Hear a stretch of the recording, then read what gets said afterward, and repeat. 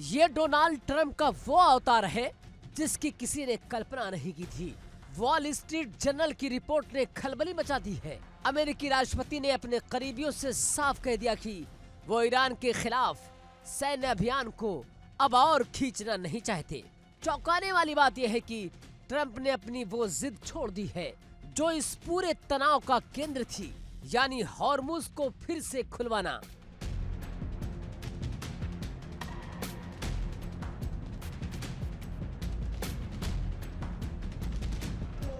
Iran ने इसे बंद किया। ट्रंप ने हमले की धमकी दी, लेकिन अब ट्रंप कह रहे हैं कि इस जलमार्ग को जबरन खोलना बहुत जटिल है। अमेरिका को डर है कि अगर वो हॉर्मुज में घुसा तो ये युद्ध अंतहीन हो जाएगा। अब रणनीति बदल चुकी है। अब मकसद हॉर्मुज को खोलना नहीं, बल्कि ईरान की नौसेना और मिसाइल ताकत को बस इतना कुचल देना कि वो अमेरिका के लिए खतरा ना रहे और फिर वहां से एग्जिट कर लिया जाए। आखिर डोनाल्ड ट्रंप ने ये कदम क्यों उठाया? इसके 3 बड़े कारण बताए जा रहे हैं। पहला, डेडलाइन का दबाव, यानी कि ट्रंप प्रशासन इस युद्ध को लंबा नहीं खींचना चाहता। दूसरा कारण, कैजुअलिटी का डर, यानी कि हॉर्मुज की सकरी गलियों में अमेरिकी जहाजों पर सुसाइड ड्रोन्स का खतरा सबसे ज्यादा है। और तीसरा, महंगा होता तेल, यानी कि युद्ध लंबा खिंचा तो तेल की कीमतें आसमान छूने लगेंगी, जिससे खुद अमेरिका की अर्थव्यवस्था चरमरा सकती है।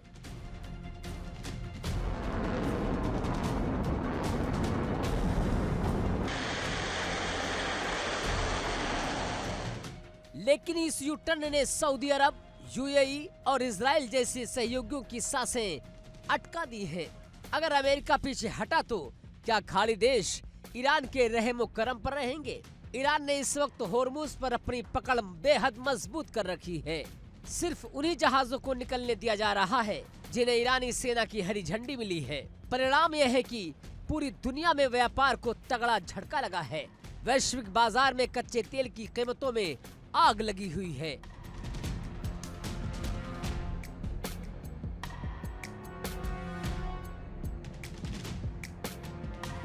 अगर ट्रंप हॉर्मुज को ईरान के कब्जे में ही छोड़कर युद्ध विराम करते हैं तो ये ईरान की बहुत रणनीतिक जीत मानी जाएगी।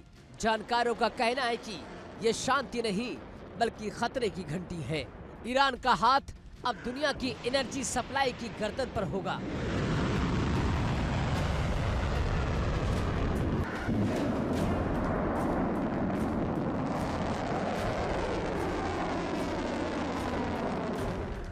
तो क्या डोनाल्ड ट्रंप का ये मास्टर स्ट्रोक या फिर एक बड़ी गलती है? क्या ईरान अब इस समुद्री रास्ते का इस्तेमाल ब्लैकमेलिंग के लिए करेगा? और सबसे बड़ा सवाल, भारत जैसे देशों पर इसका क्या असर होगा जो अपनी ऊर्जा जरूरतों के लिए इसी रास्ते पर निर्भर है? फिलहाल व्हाइट हाउस खामोश है, लेकिन खाड़ी के देशों में हलचल तेज है। क्या ये महायुद्ध का अंत है या फिर एक बड़े तूफान से पहले की शांति? Bureau report, India daily.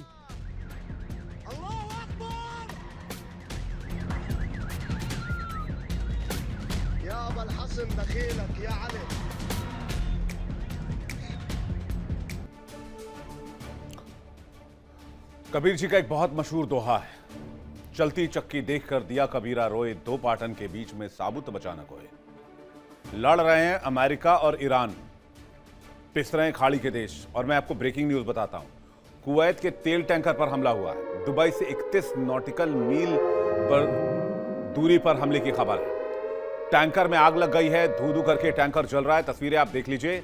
राहत की बात यह है कि 24 क्रू मेंबर्स सुरक्षित हैं। खाड़ी के देश इस जंग में इस तरह से पिस रहे हैं जैसे जौ के साथ घुन पिस जाता है।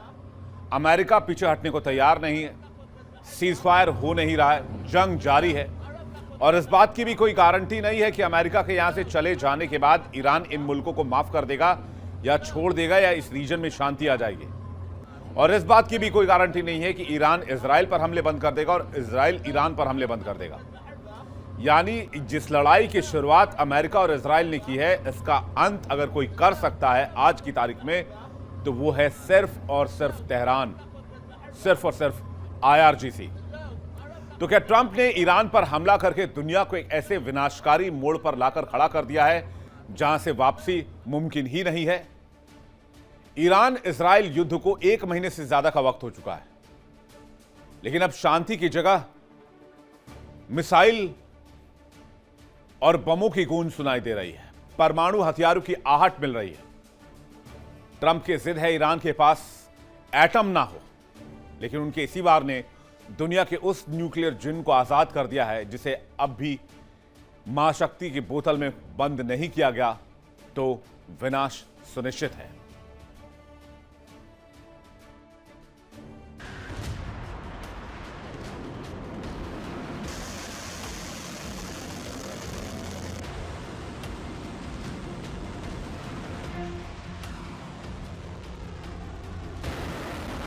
डोनाल्ड ट्रंप का कहना है कि ईरान के पास परमाणु हथियार होने का मतलब है मिडल ईस्ट में कभी ना खत्म होने वाली तबाही। लेकिन हकीकत यह है कि डोनाल्ड ट्रंप की इस हट ने ईरान को कोने में धकेल दिया। इंटरनेशनल एटॉमिक एनर्जी एजेंसी यानी कि IAEA के आंकड़े डराने वाले हैं।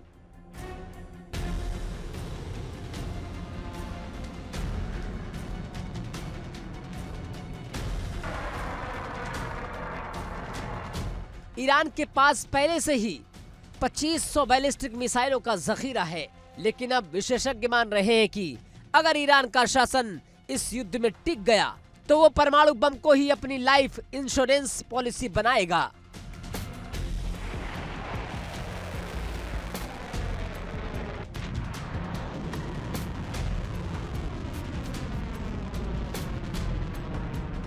सवाल सिर्फ ईरान का नहीं है, सवाल अमेरिका की साख का भी है।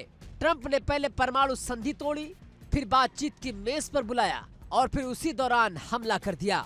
दुनिया के सामने ये संदेश चला गया कि मनमौजी अमेरिका के वादों की कोई कीमत नहीं है।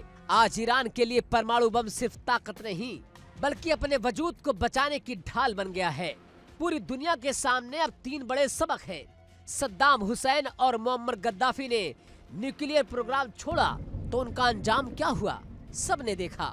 यूक्रेन ने सोवियत संघ के बाद अपने परमाणु हथियार सरेंडर किए तो आज वो रूस के सामने अकेला खड़ा है। यही वजह है कि नॉर्थ कोरिया के तानाशाह किम जोंग उन ने ताल ठोक कर कह दिया था कि हमने परमाणु बम ना छोड़कर बल्कि सही फैसला किया।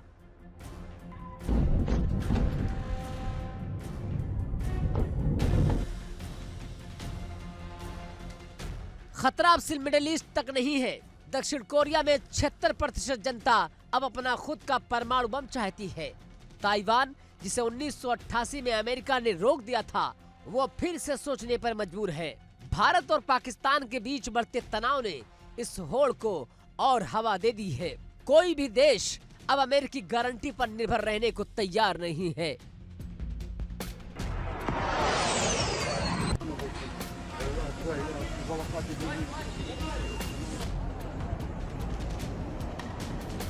साफ है कि डोनाल्ड ट्रंप के एक हमले ने दुनिया को अस्थिरता के उस दौर में धकेल दिया है जहां हर छोटा बड़ा मुल्क अब न्यूक्लियर पावर बनना चाहता है। अगर एक बार ये दौड़ शुरू हो गई तो इसे रोकना नामुमकिन होगा। क्या ट्रंप की ये मनमौजी आने वाली पीढ़ियों के लिए एक परमाणु दुस्वप्न साबित होगी? Bureau report, India daily.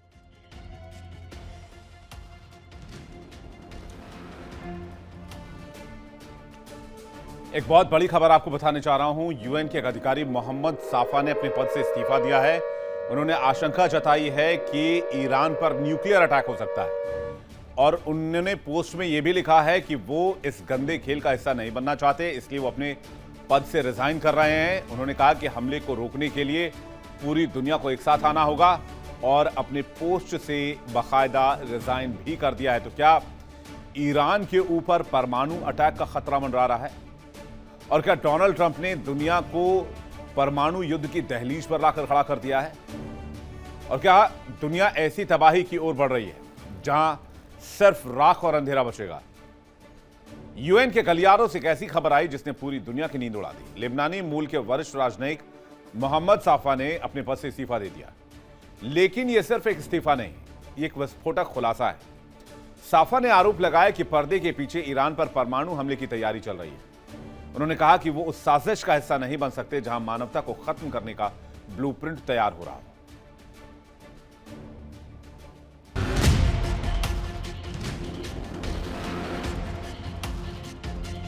संयुक्त राष्ट्र की संस्था इकोनॉमिक एंड सोशल काउंसिल में 12 साल तक अपनी सेवाएं देने वाले मोहम्मद साफा ने जो दावा किया है उसने वैश्विक कूटनीति में हड़कंप मचा दिया है।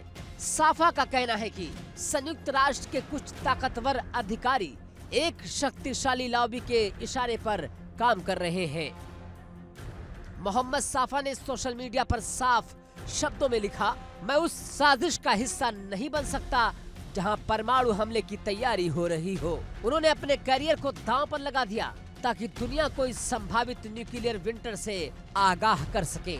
साफा ने तेहरान की एक खूबसूरत तस्वीर शेयर की और दुनिया से पूछा कि क्या आप इस शहर को शमशान बनाना चाहते हैं? मोहम्मद साफा के वो 3 बड़े आरोप जिसने सबको डरा दिया है। पहला आरोप यह है कि यूएन के भीतर ईरान पर परमाणु हथियारों के इस्तेमाल की नीति बनाई जा रही है। दूसरा आरोप यह है कि अंतर्राष्ट्रीय संगठन अब मानवता के लिए नहीं बल्कि कुछ खास युद्ध के भूखे देशों के हितों के लिए काम कर रहे हैं। और तीसरा बड़ा आरोप यह है कि साफा ने इसे इतिहास का सबसे बड़ा अपराध बताते हुए दुनिया से जागने की अपील की है। साफा ने उन लोगों को आड़े हाथों लिया है जो युद्ध के नाम पर अपनी जीभ लपलपा रहे हैं। उन्होंने याद दिलाया कि तेहरान कोई रेगिस्तान नहीं है। यहाँ 1 करोड़ लोग रहते हैं, यहाँ परिवार है, स्कूल जाते बच्चे हैं और अपने सपनों को बुनते आम लोग भी हैं। साफा का सीधा सवाल है, अगर वाशिंगटन, बर्लिन या लंदन पर परमाणु हमले करे तो क्या तब भी दुनिया खामोश रहेगी? उन्होंने युद्ध चाहने वालों को बीमार मानसिकता का शिकार बताया है।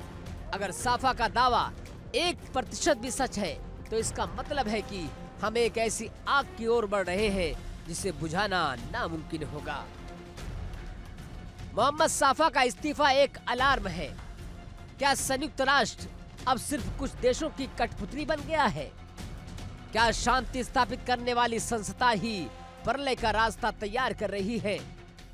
साफा ने तो अपनी चुप्पी तोड़ दी है, लेकिन अब सवाल दुनिया के उन नेताओं से है जो परमाणु हथियारों के ट्रिगर पर उंगली रखे हैं। याद रखिए, परमाणु युद्ध में कोई जीतता नहीं है, बस जो बच जाते हैं वो मरने वालों पर रोते रहते हैं। Bureau report, India daily. इस बीच एक बड़ी खबर आ रही है। ईरान के प्रॉक्सी हिजबुल्लाह का बड़ा दावा सामने आया है। इजराइल के डिफेंस सिस्टम पर हमले का दावा किया गया है। एयर डिफेंस सिस्टम पर ड्रोन से अटैक किया गया है। उत्तरी इजराइल के मालोत तरशीहा में यह हमला किया गया है और दावा है कि डिफेंस सिस्टम को, एयर डिफेंस सिस्टम को नष्ट कर दिया है। उत्तरी इजराइल में यह अटैक हुआ है जहां पर बड़े नुकसान का दावा किया जा रहा है हिजबुल्लाह की तरफ से। एक तरफ हिजबुल्लाह हमले बढ़ा रहा है तो अमेरिका ग्राउंड इन्वेजन की तैयारी में है। कहते हैं अमेरिका को खार्ग द्वीप पर कब्जा चाहिए ताकि ईरान का तेल कंट्रोल किया जा सके। लेकिन क्या यह कोशिश कामयाब हो पाएगी? देखिए इंडिया डेली 24/7 अब आपकी स्मार्ट टीवी पर। इंडिया डेली मौजूद है सभी डिजिटल प्लेटफॉर्म पर लाइव और लगातार। इंडिया डेली 24/7 हर दिन राष्ट्र को समर्पित।